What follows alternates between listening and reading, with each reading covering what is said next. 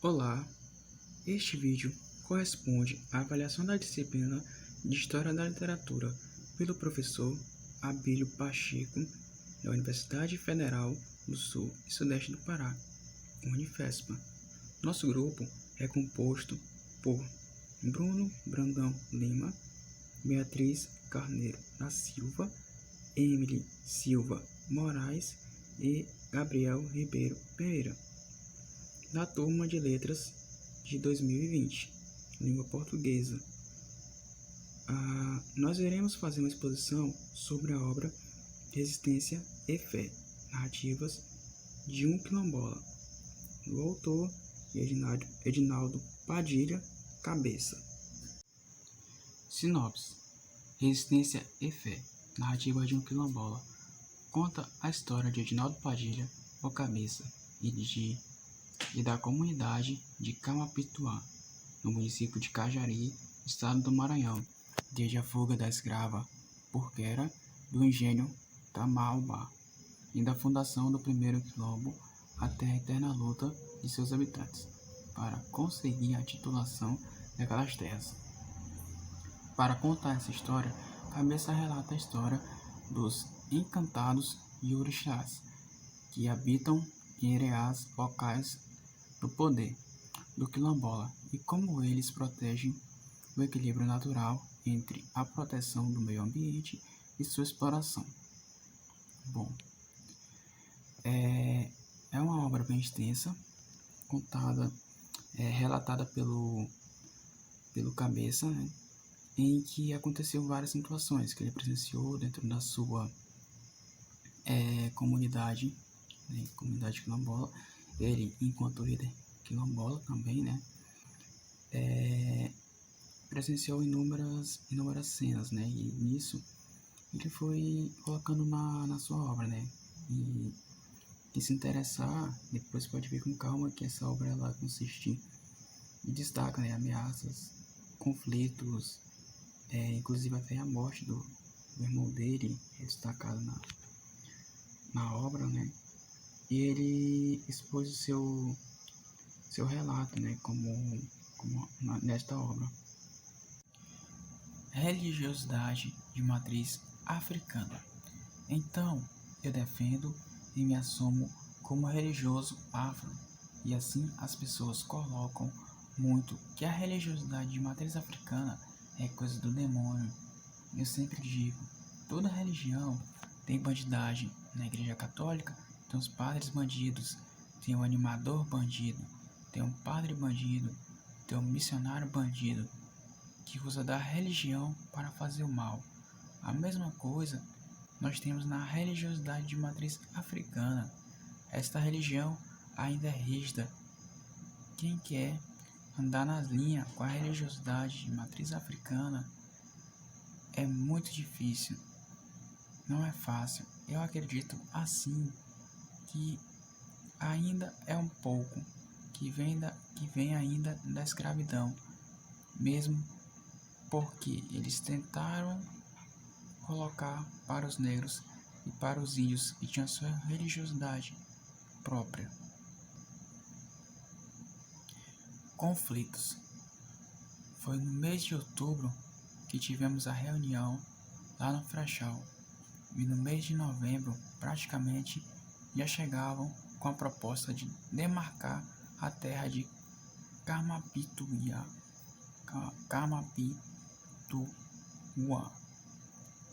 que eles eram donos, mas eles queriam conversar apenas com os mais velhos. Só os mais velhos tinham o direito de falar na reunião deles. Depois, com as ameaças do fazendeiro, muito falado, que queimou a casa, expulsou uma comunidade inteira de Viana. Ele também aparece depois como dono de Camaputiuá. E ameaçando a comunidade, o pessoal se revoltou. Fora do campo, mataram mais de 70 búfalos. Outros molestados, revoltados, e a maioria desses búfalos era do pai do secretário da Segurança do Estado do Maranhão. E uma coisa assim que quando se houve esse conflito, mesmo acirrado, ficamos aqui presos à comunidade, sem poder se locomover nem de ir ao serviço. Greve de fome. Quando foi decretado a greve de fome, então foi imediato. O próprio INCRA sugeriu que tivesse acompanhamento médico, porque uma greve de fome tinha que ter orientação médica. Aconteça o que acontecer, as pessoas não podiam fazer greve de fome, fizeram até o final. O grupo que entrou em greve era o grupo que fazia articulação. Foi significante. Não houve 100% das nossas reivindicações, mas deu uma acelerada, porque nós tivemos 9 comunidades no município de Viana titulado pelo Estado, que estava dentro da exigência que o Estado desse continuidade no processo que era do Estado. Essa questão discriminatória nos campos naturais, um processo que está na justiça, e a questão dos laudos de acelerar o processo de titulação. Oi, eu sou o Bruno e vou falar sobre o contexto histórico dessa obra. A narrativa se inicia quando a escrava Pruquera escapa do engenho Tramaúba antes da aprovação da Lei Áurea, quando o Brasil ainda contava com um antigo escravo. Muitos escravos fugiam dos engenhos ou das fazendas onde eram mantidos e construíam quilombos, como eram chamados os refúgios, onde eles viviam. Nesse contexto, a escrava Pruquera fugiu e fundou o quilombo Mangueira, de onde anos mais tarde a sua neta saiu e fundou o quilombo Camaputiwa. A narrativa avança contando um pouco da história dos ancestrais de Cabeça, até chegar na própria história dele, que se inicia com a sua entrada no SEBS, em 1995. Esse SEBS é um órgão da Igreja Católica, e foi a primeira vez que ele teve contato com as pautas sociais e começou a ter consciência crítica sobre os problemas do seu próprio povo. Nessa época, órgãos já lutavam pelo direito à terra, pela reforma agrária, como não falar do movimento dos sem terra, como não falar da Comissão Pastoral da Terra. E falando em Comissão Pastoral da Terra, a gente tem que falar da história de Dorothy Stang, que era uma norte-americana que lutava pela reforma agrária aqui no Brasil e morreu assassinada em Anapu, aqui no Pará. Então, a luta contra os grileiros é algo muito perigoso, mas ao mesmo tempo necessária. Hoje, em 2021, se você pesquisar na internet, a Amazônia está sendo devastada por essas pessoas. É uma terra muito rica, rica em madeira, rica em minério. Então eles vão, devastam, exploram a madeira e depois vendem a terra devastada. É uma luta muito séria e mesmo assim é uma luta que não pode parar. Agora uma breve biografia do nosso autor. Edinaldo Padilha, o Cabeça, como ele gosta de ser chamado, é um líder comunitário do quilombo de Camaputiwa, no município de Cajari, interior do Maranhão. Descendente da escrava Pruquera, que fugiu do engenho K2 e fundou o quilombo Mangueira, de onde mais tarde a sua neta fugiu, saiu do quilombo Mangueira e fundou o quilombo Camaputiwa, que é onde vive o Cabeça e onde ele é líder. Cabeça é um reconhecido defensor dos direitos humanos e iniciou sua trajetória em movimentos sociais, no SEBS, Conselho Eclesial de Base, ligado à Igreja Católica. Teve participação em diversas outras organizações sociais, como o Centro de Cultura Negra, Conselho Nacional de Seringueiros e a Associação de Moradores do Quilombo Rural Ilha de Camaputiwa, entre outros, participou da Cartas Brasileiras, enfim. Através do projeto Nova Cartografia Social das Comunidades Quilombolas no Brasil, ele lançou esse livro em 2015. Todas as informações sobre o autor são encontradas no próprio livro, que conta a sua história e a história do lugar onde ele vive. Oi, gente! Eu me chamo Beatriz e eu vou falar sobre os pontos relevantes da obra. O primeiro deles que eu vou abordar é a religiosidade de matriz africana, que está voltada para a crença em energias ancestrais e defende a existência de caboclos e entidades. Por conta disso, aqui no Brasil, religiões como a Umbanda e o Candomblé são vistas como algo do demônio e são alvos da intolerância religiosa. Porém, há aqueles que reverenciam as entidades. Um exemplo disso é na Bahia, onde multidões se unem para reverenciar a Iemanjá, também chamada de Rainha do Mar. Para ser mais específica, as pessoas lançam ao mar oferendas em barquinhos e cestas para a Rainha do Mar, a Iemanjá, ou Mãe d'Água também, como a entidade é conhecida. Agora que já sabemos um pouco mais sobre a religiosidade africana, eu posso falar das eiras, em cantorias e territorialidades que são específicas no quilombo Camaputiwa. Mas o que são as eiras? As eiras, elas são consideradas a morada dos caboclos e das entidades. Uma dessas eiras é a eira do Agudui, que fala de um poço de água limpa onde mora Zé do Agudui. Também conhecido como jacarezinho de ouro, ele aparece com bastante frequência. Se a pessoa chegar perto e ele gostar, a água fica limpa. Se ele não gostar, a água fica suja e vira lama.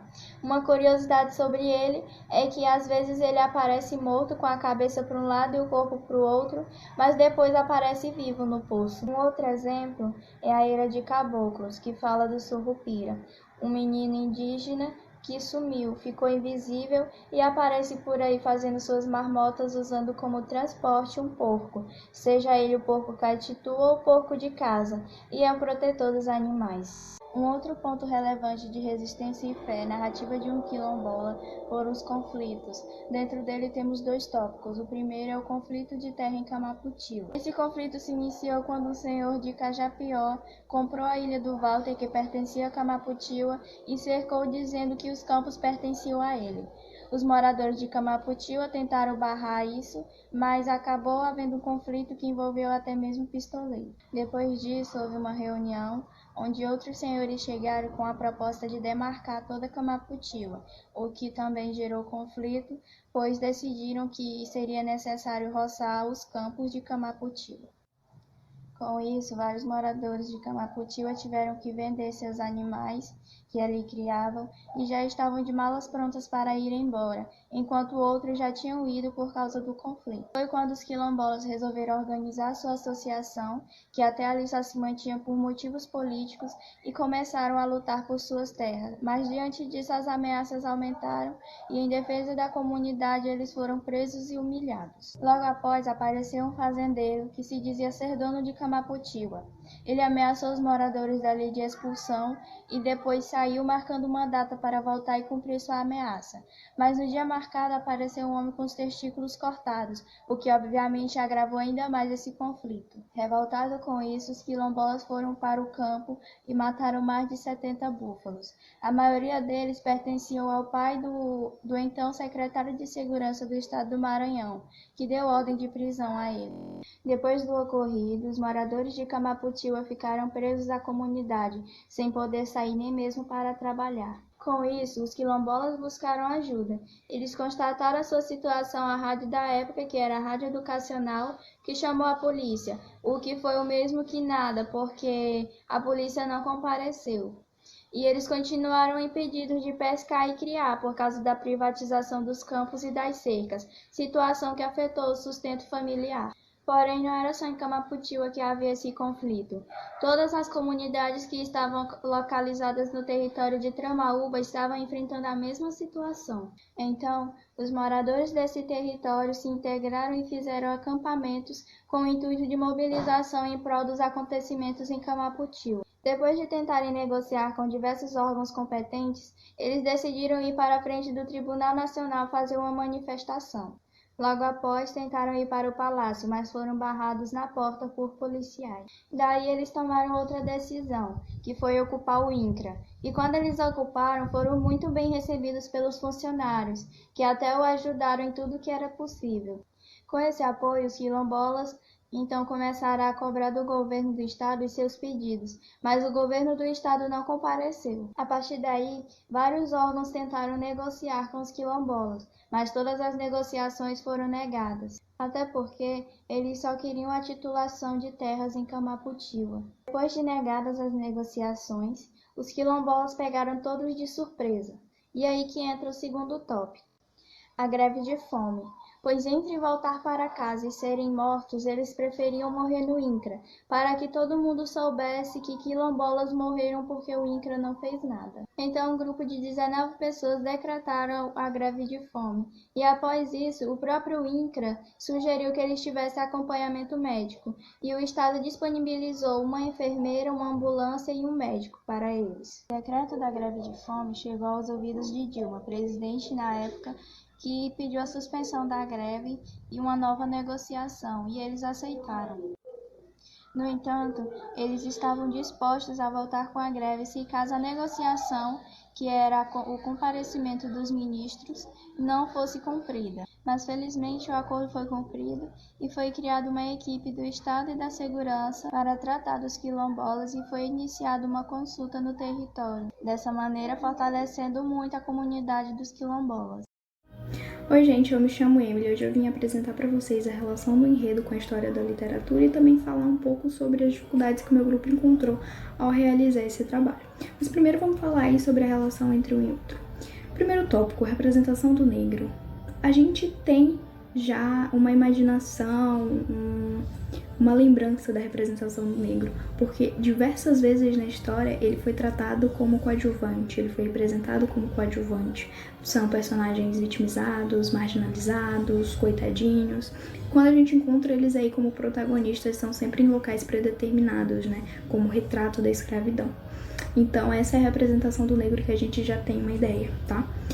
E aí, o que é uma literatura negra? Quando que uma literatura é negra? A literatura negra, ela se dá quando o negro é sujeito da própria obra. Quando a obra é contada por um negro, para um negro e como um negro. E é justamente isso que a gente encontra em Resistência e Fé, narrativa de um quilombola, né? É justamente isso, porque a narrativa, ela traz uma comunidade negra real, que quer viver a sua cultura, que quer poder praticar os seus costumes.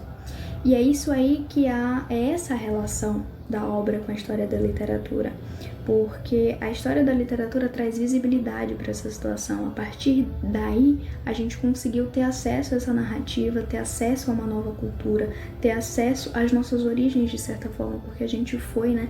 O Brasil foi povoado, o Brasil foi criado por esse pessoal, por esse povo.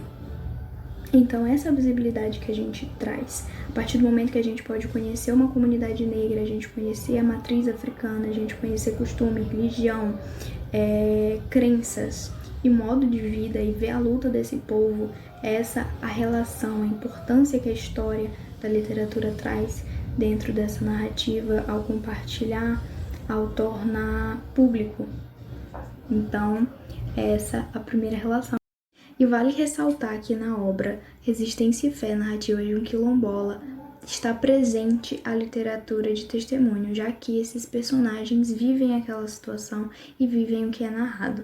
E por literatura de testemunho a gente entende que são experiências memorialísticas que se passaram em algum momento histórico. Então, a história, a obra é baseada nessas memórias e nessas vivências.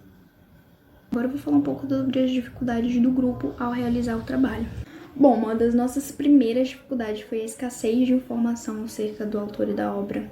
Justo aquilo que eu disse, por ser uma obra fora do comum, por ser uma obra que se trata mais de realidade, não ser aquele romance, não ser aquela ficção, não ser aquele, sabe, aquele hype, as pessoas acabam não tendo tanta vontade de compartilhar informações sobre o autor, sobre a obra.